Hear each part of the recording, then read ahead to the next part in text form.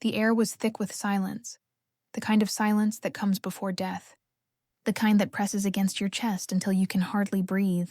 And in that silence I heard the rustle of shovels cutting through earth, each thrust of metal into soil sending a vibration through my bones as I lay bound and helpless at the bottom of a hole they called my grave.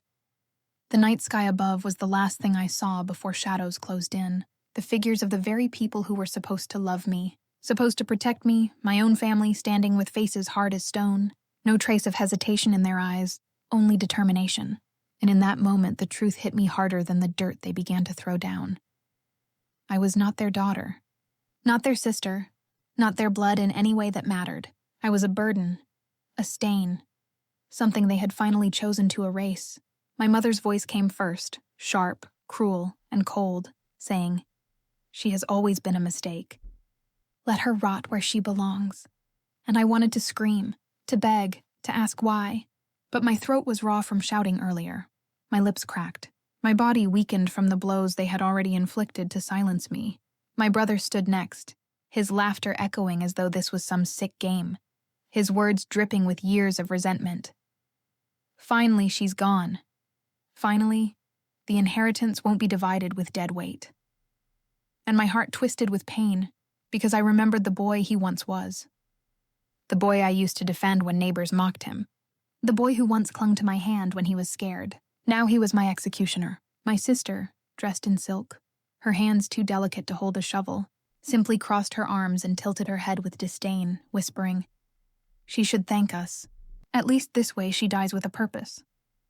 And her smile carved deeper than any blade could.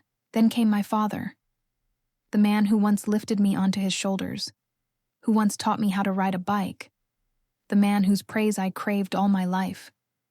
And he did not even look at me as he muttered, "Bury her. She was never mine to begin with." The words stabbed into my soul, ripping out the last piece of hope I had clung to, because until that moment, I believed at least he had loved me. At least he had been my ally. But he threw me into the dirt with the rest of them. Soil rained down, first in clumps that hit my chest and face, filling my nostrils, scratching my skin, then in waves as they worked faster, shovels clanging, the sound of my entombment growing louder than the pounding of my heart. I tried to scream, but the dirt swallowed my cries, muffling me until even I could not hear myself. The weight grew heavier, pressing against my ribs, pushing the air out of my lungs, and for a moment I thought of giving in, of closing my eyes and letting the darkness take me, because what was there to live for when the people I loved most wanted me gone? Yet in that suffocating void something ignited. Not hope, not love, but fury, white-hot and consuming. A voice in the back of my mind roaring that I did not deserve this, that I would not let them win, that I would not die beneath their betrayal. My nails tore at the ropes around my wrists until blood slicked my skin. But the fibers gave way, strand by strand, until finally I was free. My hands clawed upward, pushing against the crushing weight, my lungs burning, my throat screaming for air. And with each handful of dirt I displaced, I thought of their faces, their cruelty, their coldness. I thought of the years I had been invisible in that house, mocked, dismissed, neglected, always the scapegoat, always the shadow to their golden children. And with every memory my arms grew stronger, my resolve fiercer. Time lost all meaning in that grave. It could have been hours or minutes, eternity or seconds. But at last, my fingers broke through to open air, and the cool night wind rushed against my skin like salvation. I dragged myself upward, coughing soil, spitting blood, my body trembling but unstoppable, until I collapsed onto the ground beside the pit, chest heaving, skin caked in mud, eyes staring at the moon as though it had been waiting for me. The night was silent again, but this time the silence was different. It was mine. I was alone, abandoned, reborn from the dirt they buried me in, and as I staggered to my feet, my limbs weak but my heart unbreakable, I swore to myself that I would never be that broken girl again, the girl who begged for love, the girl who sought approval, the girl who accepted scraps of affection while they feasted on my pain. That girl had died in the grave. What rose from the earth was something else entirely, something sharp, something relentless, something they would come to fear. I walked into the trees, each step leaving a trail of mud like a mark of survival. The night swallowing me whole, but not as prey, no, not anymore. I was the predator now, and they had no idea what they had unleashed. The days that followed my escape were not days at all, but a blur of shadows. Hunger and pain, each hour dragging across my body like a knife, each moment whispering a question into my ear. Why live? Why fight? Why rise again when the very people who should have held me closest had condemned me to a grave? And yet, as I hid in the outskirts of the city, crouching in abandoned buildings, nursing the wounds that still burned from their blows, gnawing at scraps of bread thrown out by strangers, I found an answer that gave me strength, a purpose sharper than survival. I would not simply live.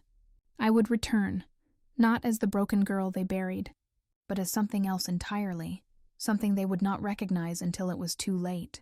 My reflection in the cracked glass of a shattered window told me what I had become. Gone was the soft, pleading daughter. Gone was the sister who endured humiliation for the sake of peace. Gone was the girl who prayed for her mother's love. What stared back at me were hollow eyes filled with fire, a face hardened by betrayal, lips curled not in weakness but in a grim vow, and that vow was simple: they would pay. My family thought I was gone, thought the soil had swallowed me, thought the secret of my burial would rot with my body, and that arrogance, that ignorance became my weapon. For a ghost does not need to be invited. It walks where it pleases. It sees what is hidden. It haunts without rest, and I became their ghost long before I returned to their door. I began to move through the city like a shadow, watching, listening, piecing together the truth of the people who once called themselves my blood. My brother, once so smug with his father's approval, was drowning in debts, his nights spent at gambling tables, his hands shaking as he lost more than he won. The dangerous men who circled him whispering threats that one day would turn into knives. My sister, wrapped in silk and vanity, was playing a dangerous game of desire, slipping into hotel rooms with her best friend's husband, her laughter dripping with false sweetness, unaware that betrayal was the one sin that always leaves proof. My mother, who cursed my very existence, had hands dirtier than the grave she buried me in, forging signatures on deeds, stealing land from our relatives, bleeding the family tree to fatten her pride. And my father, the man whose silence cut deeper than their words, was no better. His respectability a mask, his business a web of lies, embezzling funds into accounts hidden under false names, building an empire on fraud that was bound to collapse with the right push. One by one, I stitched these secrets into a tapestry of destruction, each thread a weapon, each detail a nail in their coffin, and as I gathered more, the ghost inside me grew stronger. I no longer felt hunger the way I once did, nor cold, nor loneliness, only purpose, a single-minded drive that drowned out everything else. I learned to follow quietly, to slip into places unseen, to coax confessions from drunken lips at bars, to rifle through trash bags for discarded receipts that spoke louder than confessions, to sit in silence while others spoke carelessly, believing the world safe from judgment. Every night I wrote their sins on scraps of paper, hiding them beneath the floorboards of the place I slept, and every morning I read them aloud like prayers, reminding myself of the family that had dug my grave, reminding myself that justice was no longer a dream, but a plan taking shape. They thought me weak, thought me soft, thought me undeserving of life itself, but I had become sharper than steel, harder than stone, and they would learn that ghosts do not beg. Ghosts do not break, ghosts do not forgive. They had killed me once, and now I would return. Not with love, not with pleas, not even with mercy, but with truth. And truth is heavier than dirt, sharper than shovels, and more suffocating than any grave they could ever dig.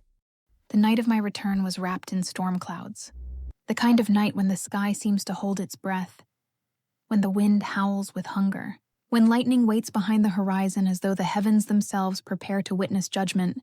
And as I walked the long gravel path to the gates of our family estate, my black clothes clinging to the mud still crusted beneath my fingernails, the weight of the earth I had once clawed through clung to me like armor, a reminder of where I had been and what I had become.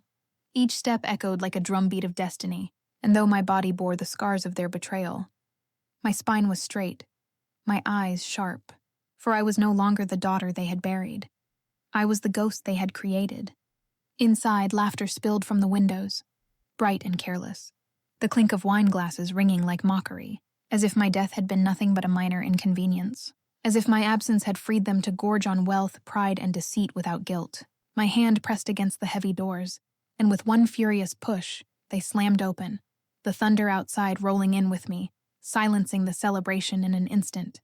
Heads turned, eyes widened, gasps cut the air, and there I stood, mud-stained, alive, unbroken.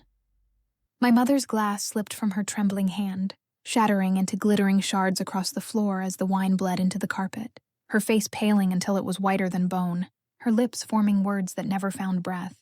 My brother, ever the arrogant one, stumbled backward as though my very presence had struck him, whispering under his breath, "Impossible." She was gone.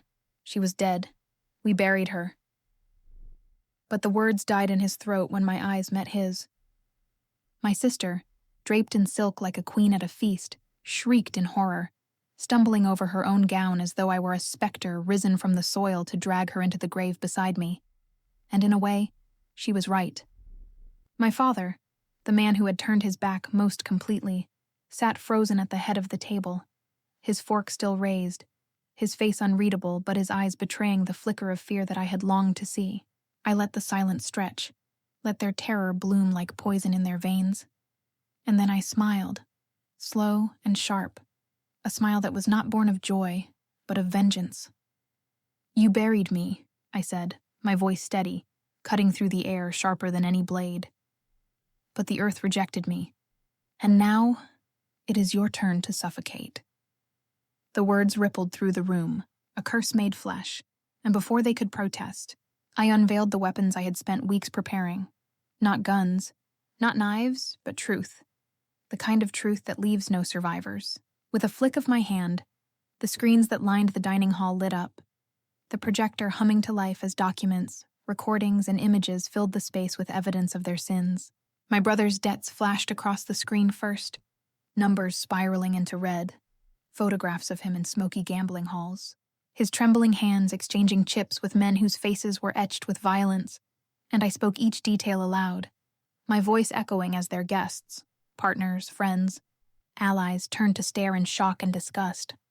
My sister's face drained of color when her messages appeared, her voice recordings spilling from the speakers, laughter and whispers that betrayed not only her best friend, but the very image of virtue she flaunted in society. The room buzzed with murmurs, accusations sharp as knives, and she clutched at her gown as though fabric could shield her from disgrace. My mother tried to stand, her voice rising in a shrill protest, but her forged deeds appeared before the crowd, her signature replicated across stolen lands, her theft laid bare, and gasps turned into shouts as relatives in the room recognized what she had stolen from them, their outrage boiling like storm waves ready to drown her.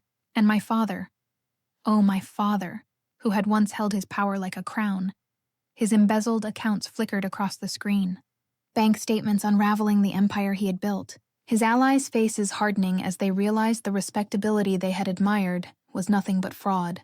The room turned hostile, questions and curses hurled like stones, his silence collapsing into desperation as he reached across the table for answers that no longer existed. One by one, their masks fell, shattered before the very people they had gathered to boast to, and in that chaos, I stood taller, no longer the broken girl but the executioner of their pride.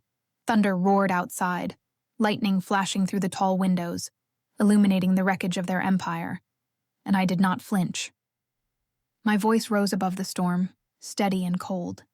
"You thought you could bury me in silence, but truth is louder than dirt, and tonight, the world hears your screams instead of mine." Guests pushed back their chairs, some leaving in disgust, others whispering threats of lawsuits and ruin, the walls of their kingdom collapsing faster than I had dreamed. My mother sank into her chair, her face buried in her hands.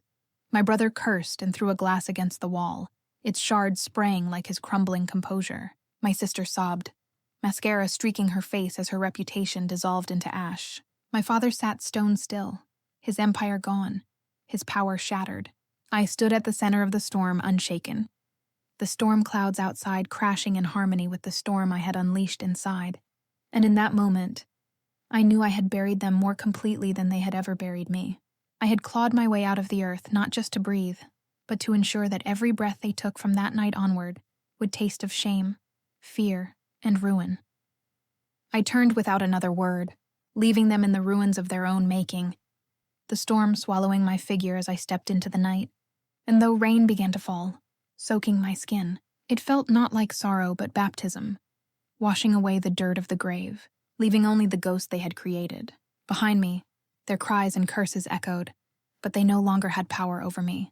I was no longer their daughter, no longer their victim. I was their reckoning, and they would remember the night their sins rose from the grave to bury them instead.